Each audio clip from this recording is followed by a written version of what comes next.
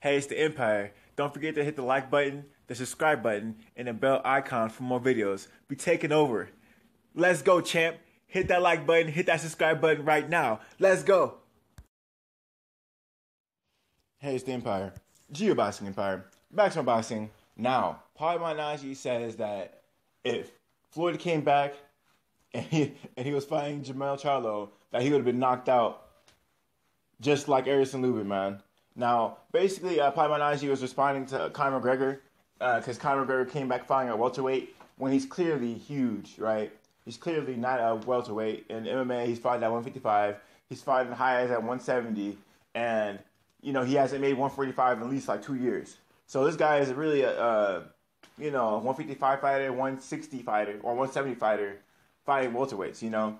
And he actually weighed in fight night, weighing in 169, 170.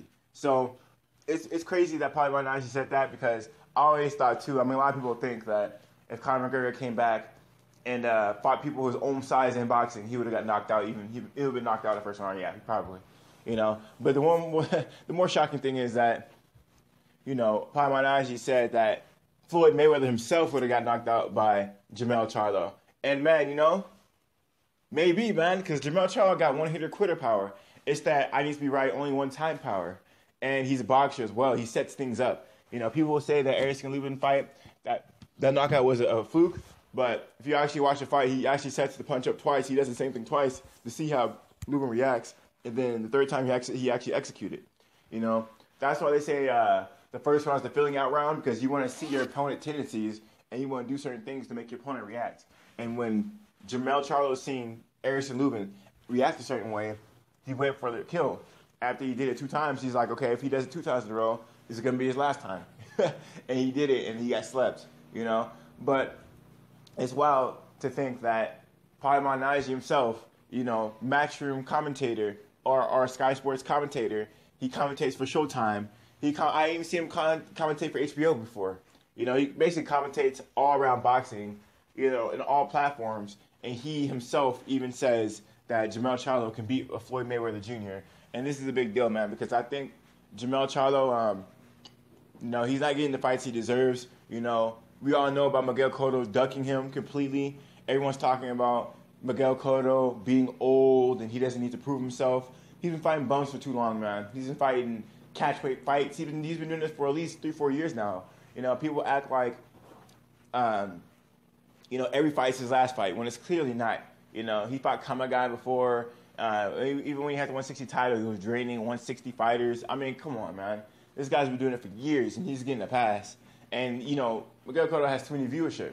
It's too high viewership, you know. So people really need to make Miguel Cotto fight, put some pressure on him, you know. I'm not seeing any heat from the boxing community. JERMELL CHARLO needs to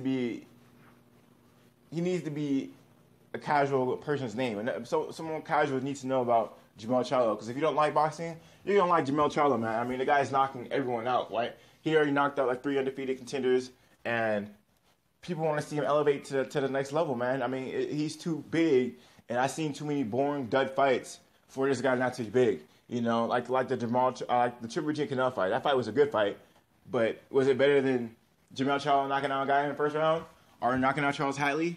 You know what I mean? I mean, those fights were exciting. I mean, they're completely destructive, but you can see the boxing technique. You know, I mean, usually he's just doing 1-2s, but you could tell there's movement involved too, because he'd be throwing a 1-2, pivoting left, pivoting right, throwing left hook, right hook. I mean, it's really a sight to see watching JERMELL CHARLO fight, man. You know, everyone wants to doubt him and says this and that, and you know, Lions only, man. You know, he's becoming a new threat in the division, and he's not only a threat, he's dominant.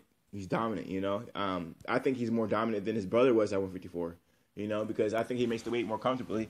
He's more fundamentally sound, and he makes it look easy. He's making things look easy. It does not even look like a challenge.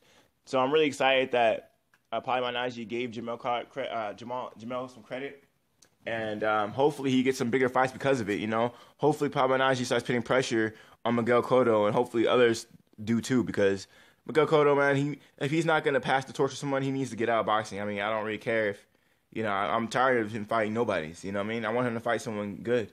You know what I mean? He's been fighting bums are cash waiting fighters for fucking too long. You know, I mean, he was reaching out to fucking welterweights trying to fight welterweights. You know what I mean? Come on, man. How you gonna try to fight Danny Garcia or Mike Garcia? You know what I mean? Or Errol Spence. You're the ex-middleweight champion, man. What are you doing? I mean, listen. Not even Canelo or Triple G was fighting a guy smaller than welterweight. You know what I mean? Last time I checked, Mike Garcia is a what? The highest he ever fought was a lightweight. The guy is super duper small. And Miguel Cotto, you know what I mean? Listen, he should have came up short for that fight and just to fight Mike Garcia, but he didn't even want to do that because Mike Garcia is a potential threat. You know what I mean? Like Miguel Cotto, I'm starting to have no respect for him. He's defaming his career. He's only doing it for the money. He's not even getting paid that well. You know what I mean? But I don't know why he's still in boxing. He needs to get out if he's not going to fight these bigger names. But anyway, that's probably Malignaggi's take. Believe me, he's going to be pushing JERMELL CHARLO a lot. I mean, Paulie Malignaggi has a sort of a bias against pure boxers. Because that's his style, so he understands it more.